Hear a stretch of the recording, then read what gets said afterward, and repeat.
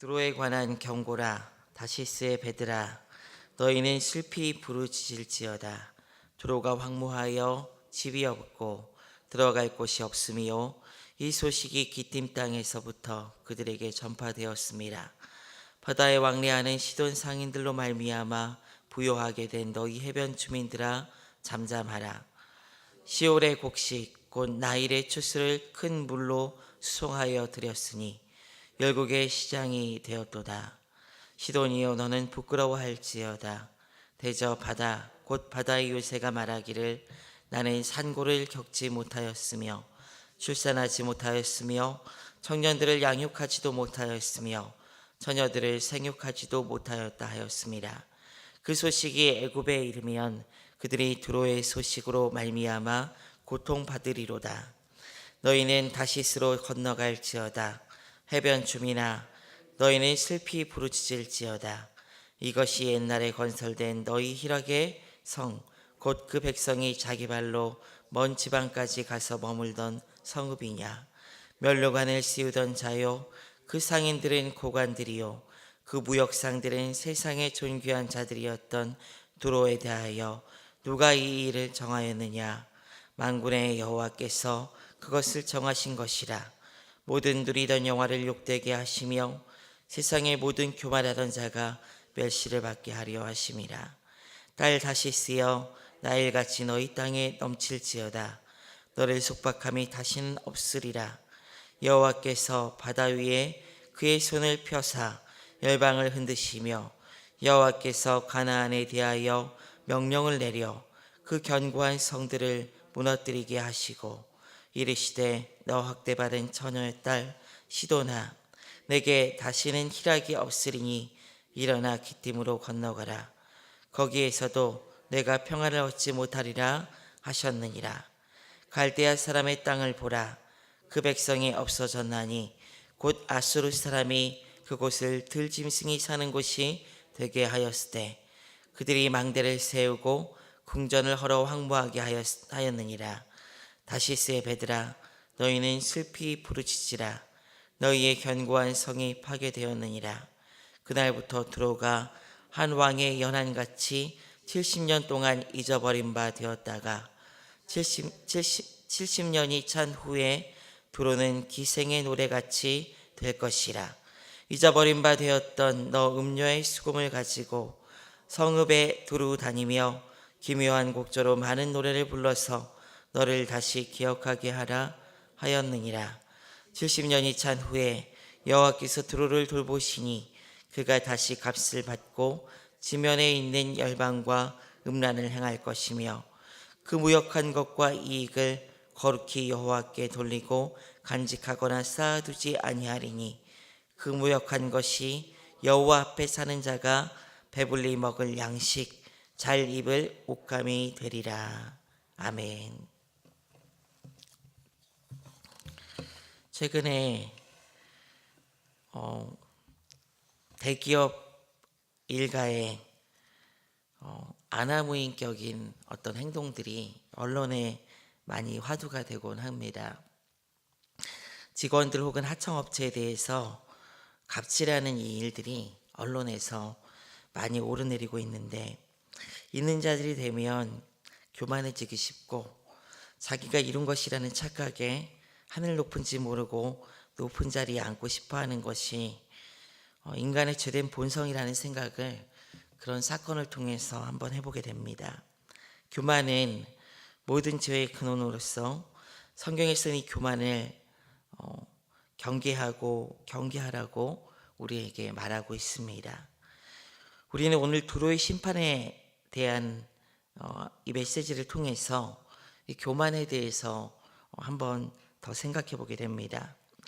13장부터 이어지는 이스라엘 주변 열강에 대한 하나님의 심판의 메시지가 오늘 23장까지 이어지고 있습니다. 이 두로에 대한 심판의 예언을 마지막으로 이제 그 이스라엘 주변 지역에 있었던 10지역에 대한 심판의 메시지가 마무리됩니다. 두로는 이스라엘과 밀접한 관계를 유지해 오던 이방 민족이었습니다. 다윗과 솔로몬 시대로부터 두로 왕 히람과 형제처럼 지낸 이야기를 성경은 기록하고 있습니다. 솔로몬의 시대에는 히람이 보낸 기술자들을 통해서 또 히람이 보낸 백향목을 통해서 하나님의 성전이 건설되었음을 성경은 기록하고 있습니다. 또 이 성전 건축과 관련해서 두로 왕이 굉장히 히람이 협조적으로 이스라엘에게 호의적인 반응을 하였고, 그러나 또 그럼에도 불구하고 솔로몬이 두로 왕 히람에게 주었던 땅이 굉장히 두로 왕 히람의 마음에 들지 않아서 섭섭했다는 기록도 성경은 담고 있습니다. 그 이후에는 이제 이스라엘의 북방 이스라엘이 왕이었던 악한 왕이었던 아합이 이 시돈 땅의 공주였던 이세벨 아내로 맞이하죠. 그래서 이세벨이 섬기던 아세라가 이스라엘 땅에 많이 들어오게 되고, 이스라엘이 이로 말미암아 하나님께 큰 죄를 범하였음을 우리는 성경을 통해서 보게 됩니다. 두로가 이렇게 이스라엘과 밀접한 관계를 갖게 되고, 또 다윗과 솔로몬이 그렇게 친하게 지내게 된 데에는 사실 이 두로가 굉장히 부하고 강한 나라라는 그 배경을 가지고 있기 때문입니다. 오늘 말씀에서도 두로에 대해서 이렇게 말씀하고 있습니다. 7절 말씀인데요, 우리 다 같이 한번 읽어보도록 하겠습니다. 시작. 이것이 옛날에 건설된 너희 희락의 성, 곧 그 백성이 자기 발로 먼 지방까지 가서 머물던 성읍이냐. 두로의 심판에 대해서 이제 이사야가 말씀할 때 두로라는 나라가 어떤 나라인지 7절이 압축하고 있습니다. 두로라는 나라에 대해서 오늘 말씀은 이렇게 이야기합니다. 옛날에 건설되었다라고 말하고 있습니다. 이는 두로의 역사가 굉장히 깊다는 것을 이야기를 하는 거예요. 두로는 실제로 오랜 역사적인 전통이 있었습니다. 현존하는 문서에는 자체가 남아있지는 않지만 두로는 기원전 3000년 전부터 존재하던 유서 깊은 도시였다고 합니다. 그리고 기원전 1200년대에는 시돈 사람들이 도시를 재건하고 또 지중해의 상업 도시로 발전시킨 도시가 바로 이 두로입니다. 특히 두로는 페니키아라는 그 문명권의 최남단 도시로서 레바논의 울창한 숲을 뒤로하고 앞으로는 지중해를 바라보던 항구를 가지고 있는 그런 도시였습니다. 그래서 독특하게도 이 도시가 육지 쪽에 어떤 한 부분이 있고, 이 육지를 마주하고 있어서 있는 어떤 그 앞에 있는 섬 지역이 또 다른 도시의 한 부분을 이루고 있는 섬과 육지가 함께 어우러져서 구성된 도시가 이 두로입니다.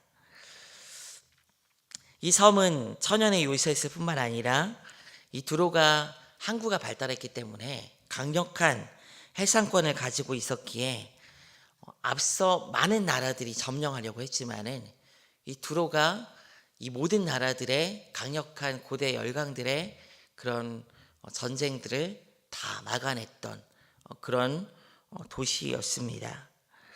두로 사람들은 이렇게 역사적 전통을 자랑스럽게 생각하고 이를 놓고 스스로 자랑할 만큼 교만했습니다.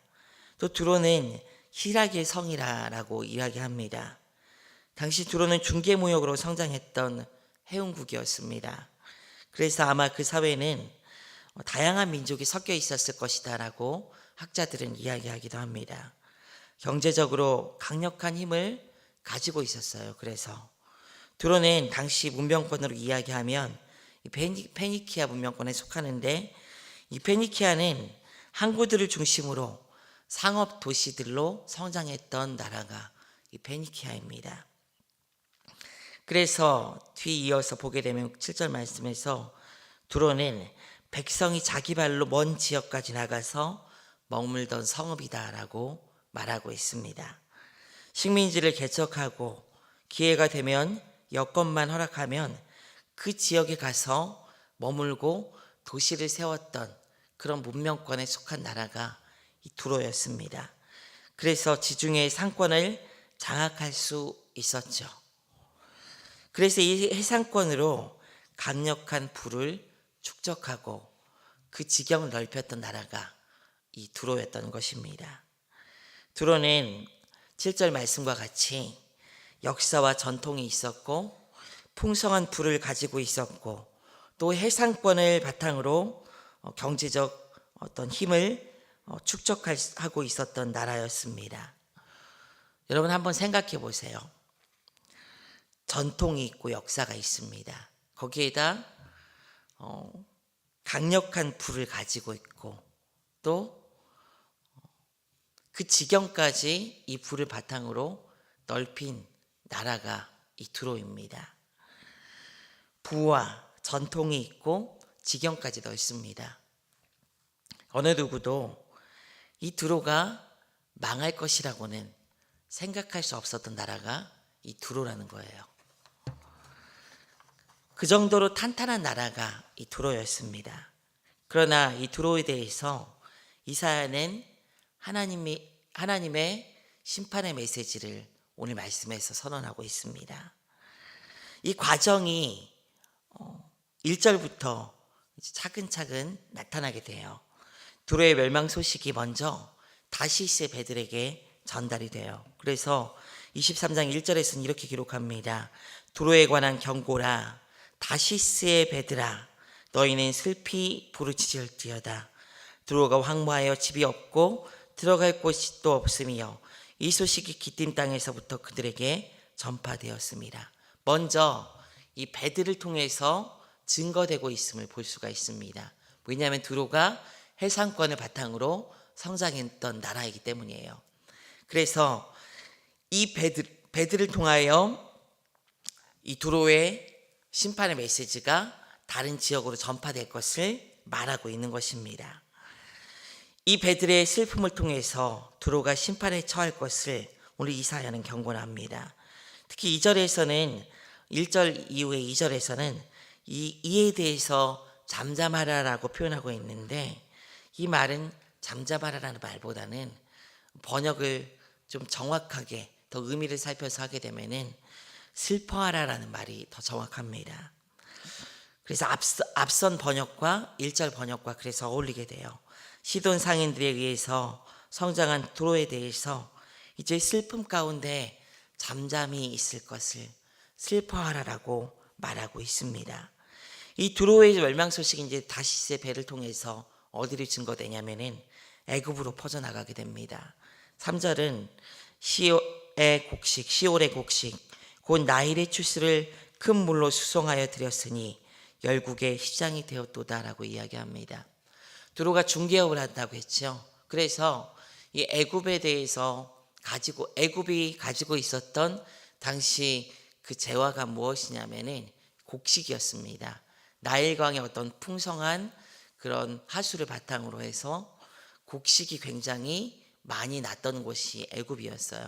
근데 이 곡식을 이 두로가 배를 통해서 스페인이나 다른 나라들로 이제 실어 나르는 그런 중개 무역을 했던 것이죠. 그래서 두로가 멸망하게 되면은 그 다음에 슬퍼하게 되는 것이 고통을 당하는 곳이 어디입니까? 당연히 이 중개 무역에 닿는 중개 무역을 통해서 이득을 보던 애굽과 같은 나라가 이제 고통하게 되는 것입니다. 그래서 이에 대해서 5절에서 이렇게 얘기합니다.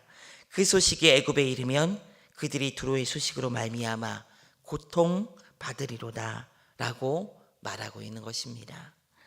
두로의 멸망 소식이 다시의 배들을 통해서 주변 동맹국들과 또 그런 교육국들로 퍼져나가고 이로 말미암아 두로와 연결된 나라들, 애굽과 같은 나라들도 고통당할 것이다 라고 오늘 이사야는 두로의 심판의 소식이 미치게 될 파급 소식과 더불어 오늘 두로의 심판을 경고하고 있습니다.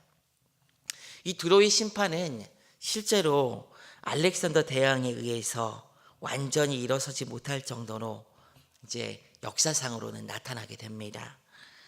알렉산더가 육지 쪽에 속한 나라를 점령하고 섬 쪽을 점령하려고 하는데 이 두로가 강력하게 저항한 거예요.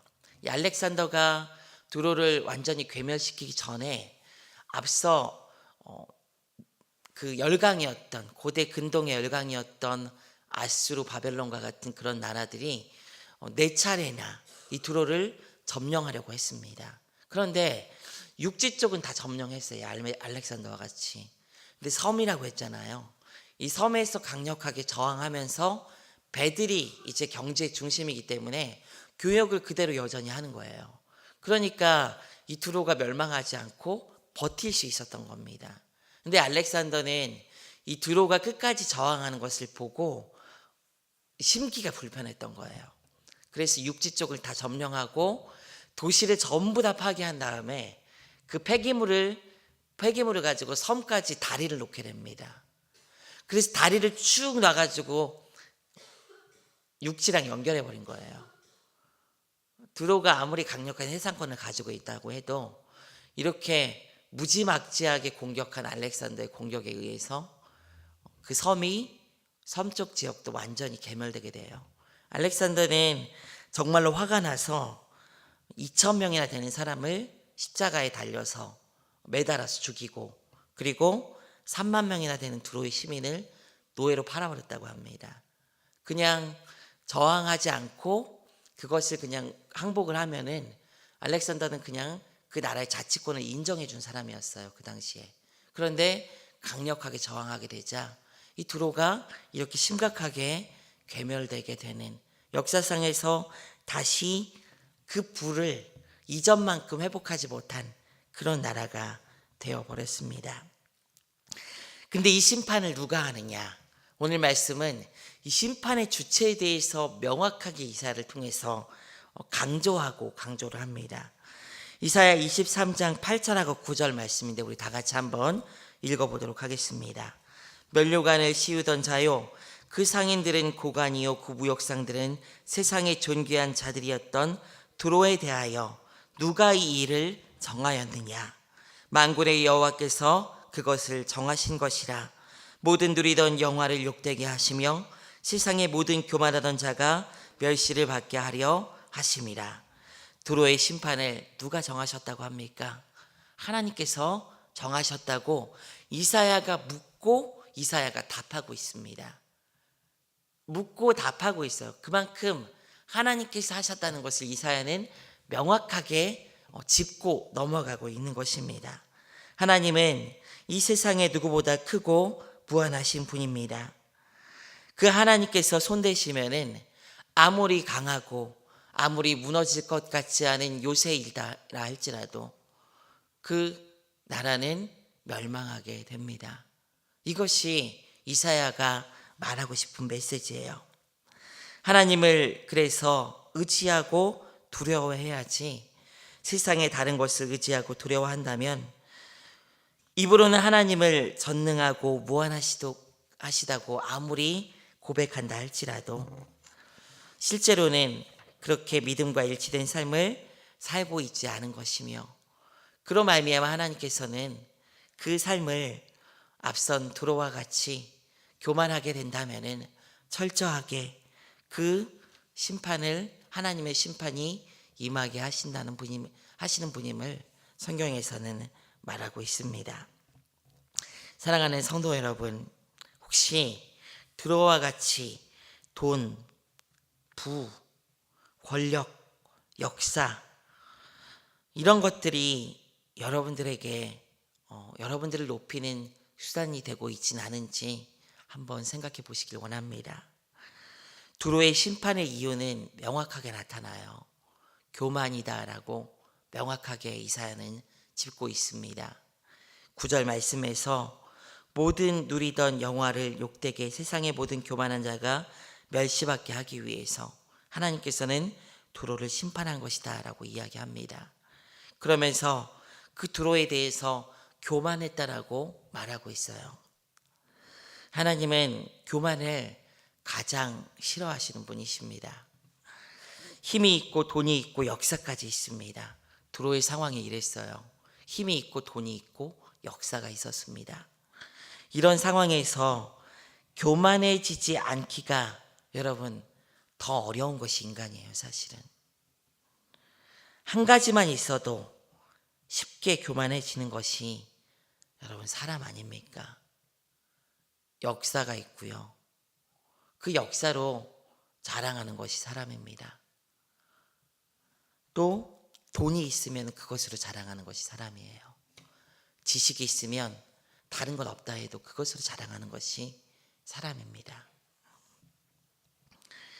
한 가지만 있어도 개구리 올챙이적 생각 못하고 눈이 점점점 위로 향하는 것이 바로 사람의 죄된 본성이라는 것입니다.